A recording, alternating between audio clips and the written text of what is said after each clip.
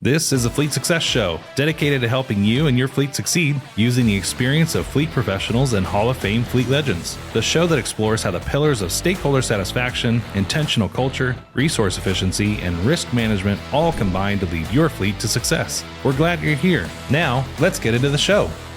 Hey, welcome back for another episode of the Fleet Success Show. Your host, Josh Turley, joined today with Griffin Scott, one of our fleet management analysts here at RTA, who works side by side with our consulting team as they work on a bunch of different projects and helping fleets improve their different operations. And today we wanted to talk about the kind of the power of replacement planning. Absolutely. Some of the wins we get out of that, what happens when we do it wrong, some of the maybe the hesitancy, why people don't do it well. But just, kind of give people an idea, Griffin, one of the things that you love doing is helping people build out replacement plans. Absolutely. What are some of the common things when you go into a fleet operation, right? And they said, hey, RTA, come in, help us as, part of your consulting operation. Come help us build out a replacement plan. How many of them have a replacement plan versus just have nothing? Like it's just literally somebody throws them some money and most are reacting year to year. They get thrown in a certain amount of money and they have to decide out of like the vast majority of their fleet, which needs to be replaced, which, maybe 50 to 100 assets can they actually replace? Yeah. Which are the most severe that they have to get done. How are they making that decision in the absence of data, right? Or at least any kind of model. Yeah. How are they making that decision right now? Like, it's really the oldest assets or, whatever department kind of has the most power and is knocking on the door like, I need these replaced right now. So it's not typically data-driven, unfortunately. Okay. Now, there are some organizations that are taking a look at, okay, how old is this asset? How much maintenance have we put into this? How far along is it? So they might get a couple data points like around maintenance cost and like what was the expected lifetime of that asset. And, Exactly, all right, exactly. like it's still got a couple more years. It'll be okay. Yeah. We can limp that one along a little bit.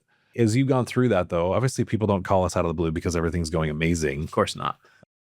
What are some of the things that you see when people are doing this reactive mode of replacement planning? I think it's pretty common for me to see in a lot of the studies that I do. It's about like half of people's fleets that are overdue is what we call them, or they should have been replaced already in terms of their own replacement parameters, which sometimes are really high, 16 to 20 years. They're not even replacing them at that rate, which is crazy. It's crazy to think like I could walk out into somebody's yard. There's a 20-year-old asset just sitting out there. Yeah.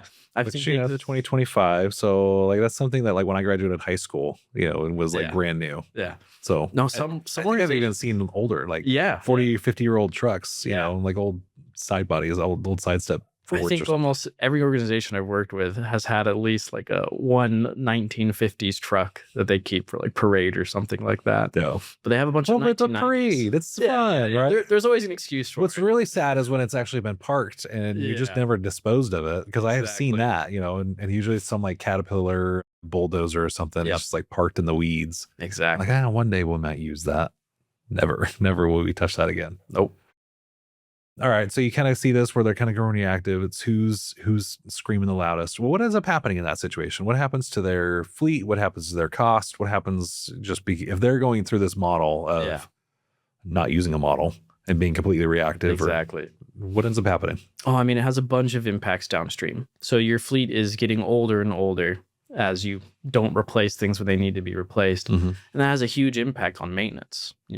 Everyone knows the older asset you have and more maintenance you have to put into it. Right. So that means you got to hire more techs or try to. Of course, good luck getting more techs. It's kind of hard these days. So we're compounding that problem. Yeah. In addition to like, hey, we not only have more maintenance to do, but we don't have enough techs to do it. And we're just going to keep increasing this maintenance load because we suck at replacing vehicles. Exactly.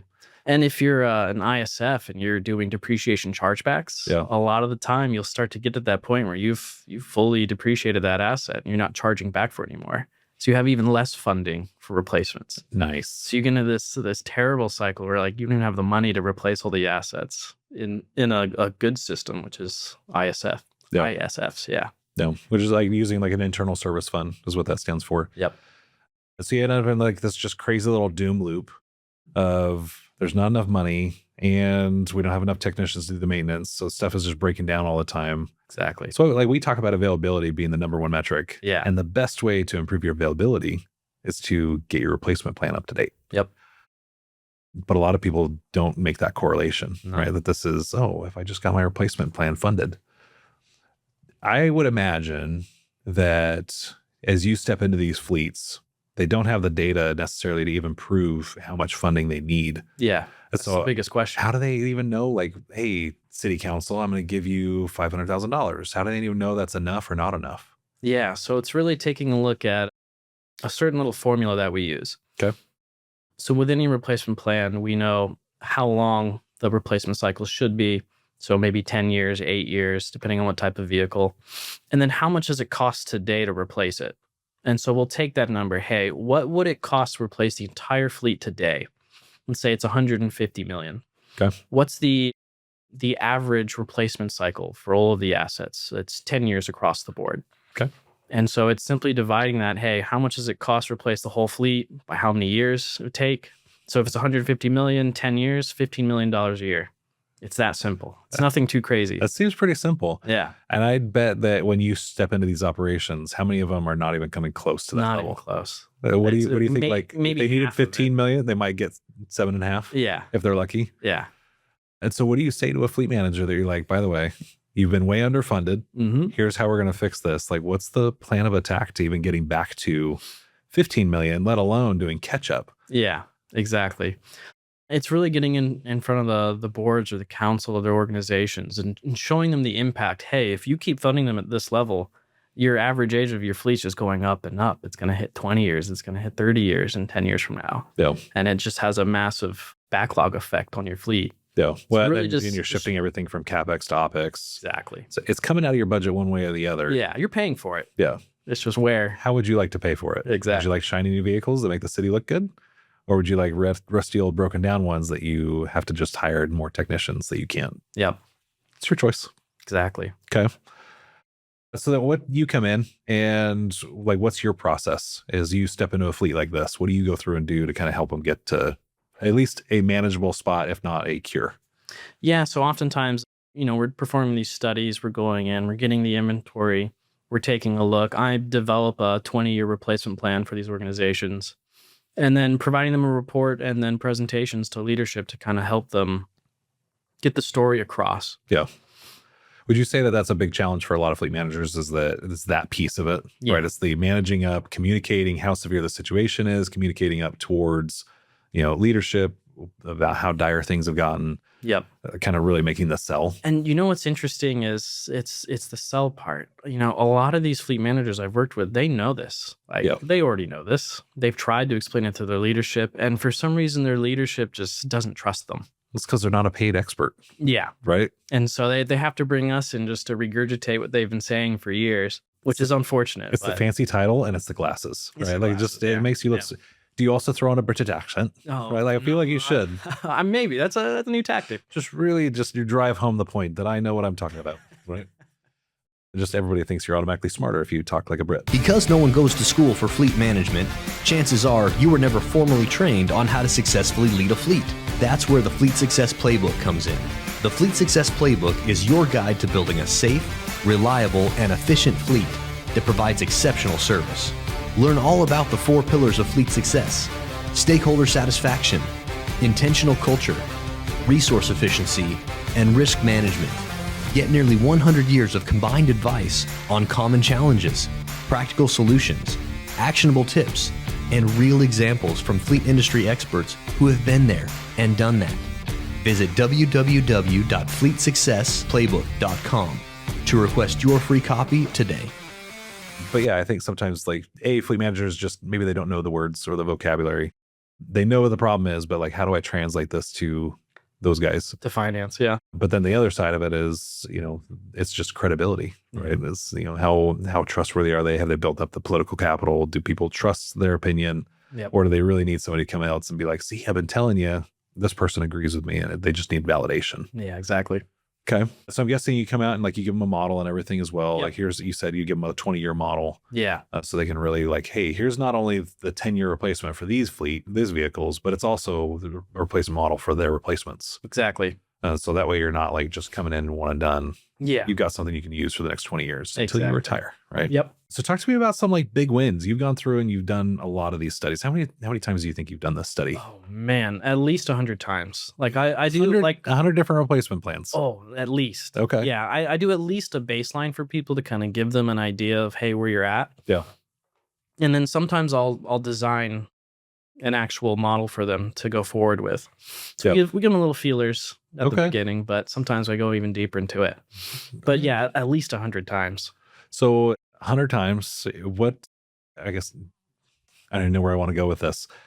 Tell me about like one of your favorite stories. You've done this 100 times. Like what have been some of the highlights? So most recently I think I have a good success story. Okay. Where this fleet was only getting about, $500,000 in replacement funds. Okay. And they had maybe 1,000 assets. And so they weren't even close to coming. How much did they need? They needed about like 2.2 million bucks. They were getting half that million. Yeah. So they were getting 25%. 25%. Not even close. It was so sad to see. I think their average age of their fleet was like 16 years old. Oh, geez.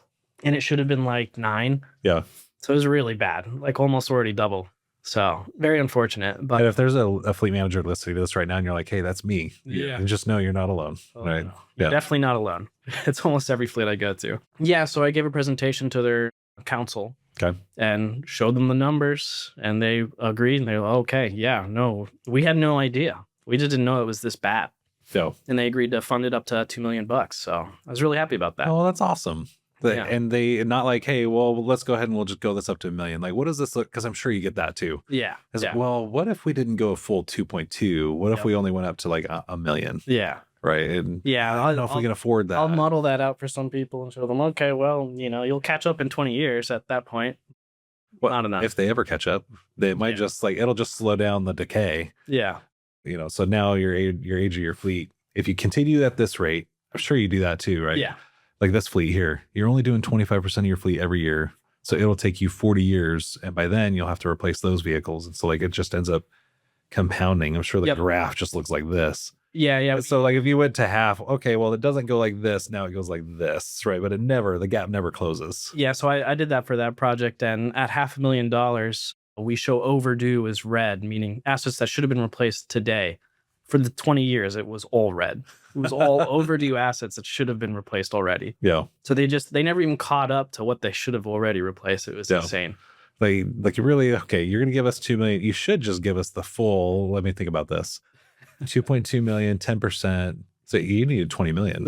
Yeah. So you just give us the 20 million. We'll replace the entire fleet this year and then 2 million every year after. Man, what a racket that would have turned into. So tell me about maybe the other side of this. Like, tell me about a story where you went in, you pitched it, and they did what I was suggesting, where it's like, yeah, what if we didn't do that at all? I'm guessing you've had that happen too. That has definitely happened plenty of times where they just don't have the money. Like it's just a money factor, right? Yeah. Especially in the past couple of years where money's been tight. Yeah. They just can't scratch it, unfortunately. Well, I would tell you they do have the money. They do. They just don't have the money. They don't want to give up whatever they're having to give up to pay for this. The best way to address that I've been kind of angle at when they just don't want to flat out give it is, hey, you need to do an ISF, an internal service fund. Yeah. Because fleet is a service. Your organization doesn't run if, fleet isn't maintaining the assets or replacing them. Yeah. So do that. Do a chargeback system. So the organizations are paying for what they use, and it's fair, it's transparent. Yep. And that's a good way to kind of get back on track because you charge them for what it costs, and it'll give you some money to actually replace the assets. Yeah. So as we walked in here, I asked you like, hey, what's something you're really passionate about? And you said replacement plans. Now you've done 100 of them, so I'd assume. But what is it about replacement plans? Like, why do you like this so much? One is just I'm an analytical guy, so it's kind of fun for me to dig into the numbers and kind of see where things end up.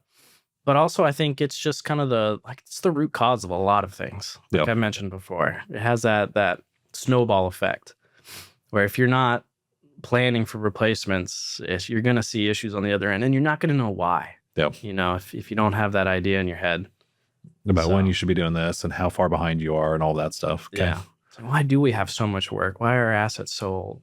Yep. Well, you haven't been replacing them on time. So, and why do I have so many technician vacancies? Do I really need this many technicians and all that? It is the little kernel that just sprouts a ton of weeds. Yep. You think about it. If you've got a bad replacement plan, not only are you going to drive technician shortage, you're going to have a lot of downtime, which means you're going to have a lot more spare fleet. Yep. It's like just all of a sudden it starts compounding. This one little thing, if you just got your replacement plan in order, it fixes a lot of these problems just by doing that. Yep. So I can definitely see why you're a bit passionate about it. And it is a total numbers game. Yeah. It's super easy. It's like, there's no, flimsy math. There's no art to this. It's just literally straight up math. Yep. We can math this stuff and really project out exactly what you need, how often you need it, and get down to like this vehicle. When should you replace that vehicle versus this vehicle? And this is just the replacement plan. This doesn't get into the next piece of this, which is like the full on right sizing study, typing study, because you kind of need this foundationally. Yep. If you're not replacing any vehicles, it doesn't matter what you're replacing them with. Nope. But, as we like to, those kind of go really hand in hand. But you have to start with your replacement plan. Then you figure out, okay, of these vehicles, what should we replace? What shouldn't we replace? Yeah. Should we replace them with a cheaper asset? Because then you'll see if you're really hard up for money, is a great way to extend the life of your, CapEx allocation. Exactly. So you're only getting 2.2 million. Okay. Well, what if you reduce the, cost per asset by 10%? Now all of a sudden you can go get another asset. Yep. Or maybe 2 or 3, depending on the cost of your asset. If you're adding 20 or 30 grand a piece, that goes a lot of places. So then all of a sudden now you can replace more of your backlog instead of trying to play catch up. Yep. Okay. All right. Well, any last parting wisdom for our listeners on replacement studies, replacement planning? I know they can do this themselves. They can, but obviously if they get stuck or something like that, that's what we're here for. Yeah. And you could probably get a lot of this data out of your FMIS. Yep. I know ours has it built into it. Exactly. But any last words of wisdom for our listeners? Yeah. Take a look at your replacement plans. Try and build out, at least a 10-year plan, a 20-year plan. Really try and look at those numbers because it's really the root cause of a lot of issues. Yeah. And if I had a takeaway, it's like the very simple math of what's the total cost of your fleet? Yeah.